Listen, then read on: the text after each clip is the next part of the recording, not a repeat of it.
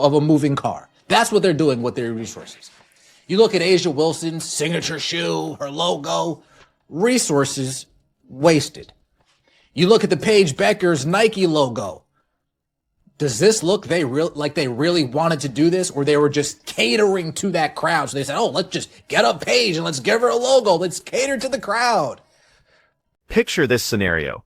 You've got a suitcase packed with $100 bills and you're just hurling it off a bridge into traffic below. That's essentially what we're witnessing with how major brands are burning through their marketing dollars in women's basketball right now. Companies like Nike, Lego, and countless others are pouring massive budgets into partnerships with players who simply aren't driving sales, aren't boosting viewership, and aren't creating any meaningful consumer buzz. And here's the thing that'll blow your mind. They're fully aware this strategy isn't working, yet they keep doubling down anyway. It's a company I grew up with. I think many of us had these. Paige Bueckers signs a deal with Lego as she prepares to be the next signature athlete. Now, my question to you. How many kids know who Paige Bueckers is? Number one. How many kids' parents know who Paige Bueckers is? Number two. And if you're walking in a toy store, whether it's Target, whether it's a toy section at Walmart, and you see this face on a box, who knows who this is? All right, so let's break down what went down on January 13th, 2025. Lego drops this announcement about partnering with Paige Bueckers as she's getting ready for her WNBA run. And right away, there's this glaring question that every single marketing team should be screaming about, but somehow nobody's asking it. What's the actual target audience here? Picture yourself walking through the toy aisles at Target or Walmart right now. Some parent spots a Lego set featuring a face they've never seen before. Their kid grabs it with absolutely zero clue who this person is supposed to be. Meanwhile, those same shelves can't keep Caitlin Clark-Wilson basketballs in stock for more than 2 days. Here's what's really wild about this whole situation. Lego didn't get to where they are by gambling on unknown quantities. Their entire business model revolves around cultural phenomena that everyone instantly recognizes. Star Wars, Harry Potter, Marvel characters, these are properties that both kids and adults connect with immediately. But now they're placing bets on someone whose WNBA debut pulled in 605,000 viewers on ION Network. And here's some context for you. Most people had never even heard of ION Network until the WNBA started putting games there. I wouldn't even know myself. But the craziest part of all this is that they're using Iowa Hawkeyes colors to promote a UConn Husky play. Interesting. They're using Iowa Hawkeyes colors to promote a Dallas Wings play. Interesting. So they need to find something to connect Paige Bueckers to Caitlin Clark. So how exactly are we supposed to process what's happening here? Check out the visual strategy they're using, because this reveals everything about how these corporate decisions actually get made. All the Lego promotional stuff is decked out in Iowa Hawkeye colors, black and gold, yellow accents, the whole 9 yards. But here's the kicker. Those aren't even Dallas Wings colors. The Wings use navy blue and lime green. So they're literally borrowing visual elements from a completely different player's college identity to try and market Paige Bueckers' merchandise. Just think about what that tells us. The marketing departments know they absolutely have to create some kind of connection to Caitlin Clark if they want to generate any buzz whatsoever. This isn't the first time they've tried this either. They pushed this rivalry angle during Clark's junior season at Iowa. Then they ramped it up even more during her senior year. ESPN basically structured their entire coverage around this manufactured competition. And even now, with Clark already established in the WNBA while Bueckers is still playing her 5th year at UConn, they're still leaning on Iowa's visual branding because it's literally the only hook that might get casual viewers to glance in their direction. In Clark's senior year, they tried to attach her to Caitlin Clark in any way, shape, or form that they possibly could. While Caitlin Clark is busy being a rookie in the WNBA, super senior Paige Bueckers is over there in UConn hooping it up, getting carried by AZ Fudd and Sarah Strong to a national championship. But let me just show you some of the numbers behind Paige Bueckers. We have Paige Bueckers' WNBA debut. Paige Bueckers' WNBA debut averaged 639,000 viewers on Ion. You think somebody with actual motion would be put on Ion? Ready for their professional debut. But here's what makes this whole pattern so incredibly maddening to watch unfold. Caitlin Clark's Wilson basketball didn't just sell well, it became the fastest moving basketball in the entire company's history. Her Nike Pro Tech shoes disappeared from inventory within minutes of release.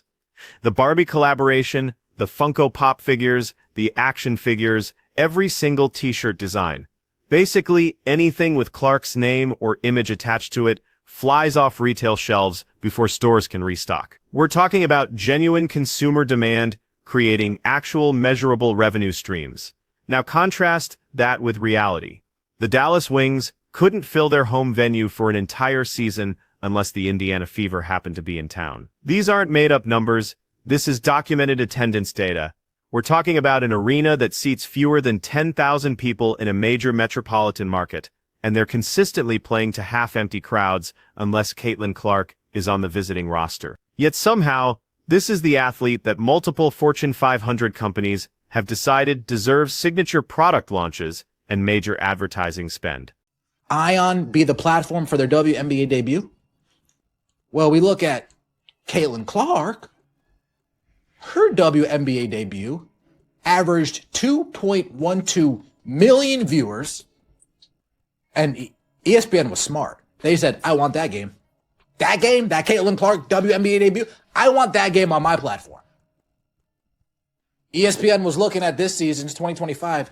Who's got their WNBA debut? Anybody that we want? No, nobody that we want's WNBA debut. We'll pass on that. So we've got to get real about what's actually driving these decisions, because this has nothing to do with on-court performance. Paige Bueckers is genuinely talented at basketball. UConn captured a national championship in 2024, and her contributions alongside teammates like Azzi Fudd and Aaliyah Edwards were absolutely crucial to that success. Her college resume is legitimately impressive. None of this is about questioning her skills as a player. This is entirely about corporate box checking. This is about companies making choices based on how things look, rather than what the actual market research is telling them.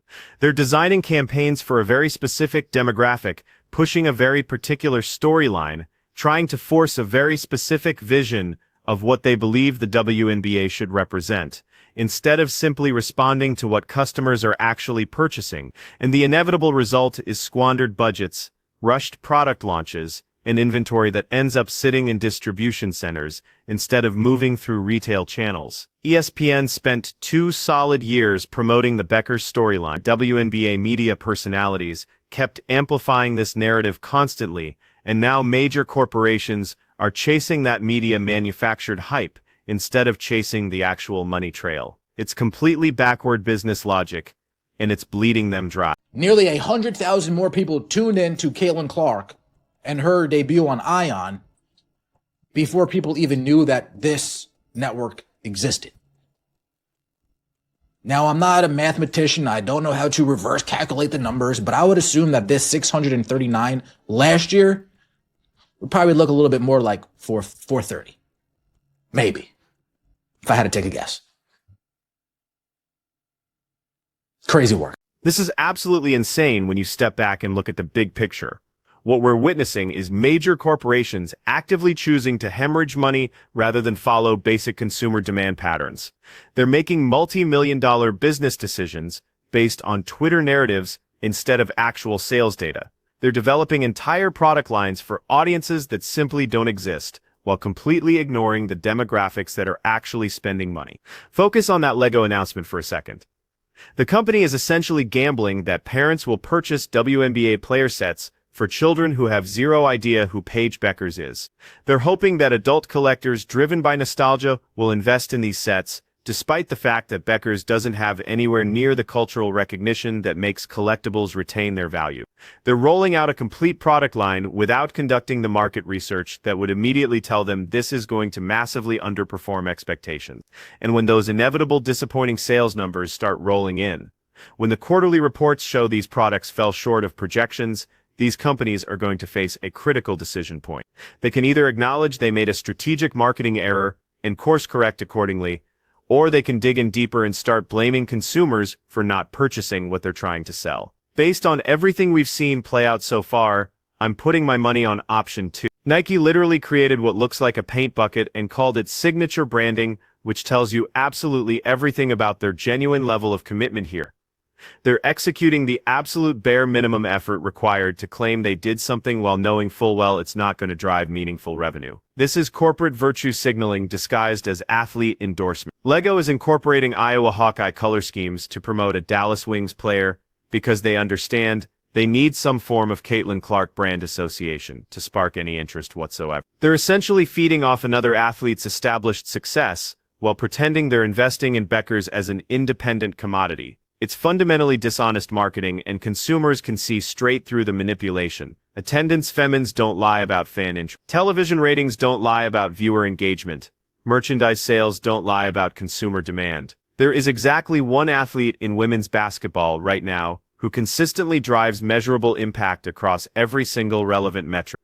And rather than maximizing that obvious opportunity, rather than creating products that respond to legitimate consumer appetite, corporations are diluting their resources across athletes who simply don't generate comparable returns on investment. This isn't about creating equal opportunities or ensuring fairness. This is about fundamental business principles. When you're operating as a publicly traded company that's accountable to shareholders, you have a legal fiduciary responsibility to make decisions that maximize profitability. Intentionally choosing to lose money on marketing campaigns that you know won't work isn't some noble gesture. It's corporate negligence. And here's the most frustrating part of this entire situation. The athletes being used as props in this corporate theater deserve so much better treatment. Paige Bueckers deserves a Nike design that actually demonstrates creative investment and genuine brand confidence. She deserves marketing campaigns constructed around her authentic strengths rather than forced comparisons to completely different players. She deserves corporate partnerships where companies are genuinely committed to her success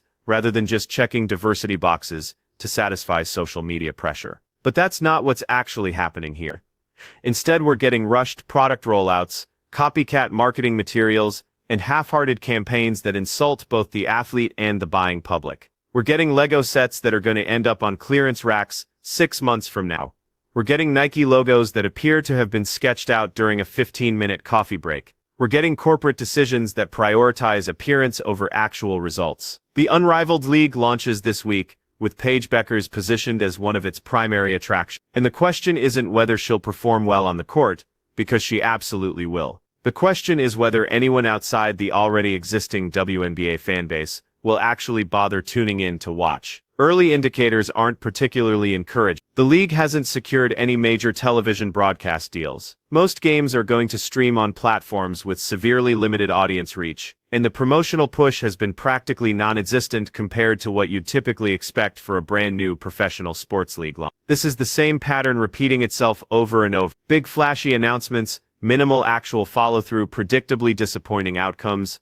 Then corporations act completely shocked that their investments didn't generate returns, despite the fact that every piece of available market data predicted exactly these results. Meanwhile, Caitlin Clark's rookie campaign drew 3.4 million viewers for her debut ESPN broadcast. Her final playoff appearance generated the highest WNBA postseason ratings in decades. Her jersey became the league's top seller within just a few weeks of availability. Her social media engagement drives more interaction than the entire rest of the league put together. Those aren't subjective opinions, those are quantifiable impacts across every single relevant business metric. So when you see these press releases announcing new endorsement deals and signature products for athletes who can't produce anywhere close to comparable numbers, ask yourself this simple question. Is this actually a sound business decision? Or is this a company deliberately choosing to lose money in order to maintain a specific narrative? Because from where I'm observing this whole spectacle, watching corporations literally throw cash out of speeding vehicles, the answer seems pretty obvious. Look at the attendance to the Dallas Wings games. My point exactly.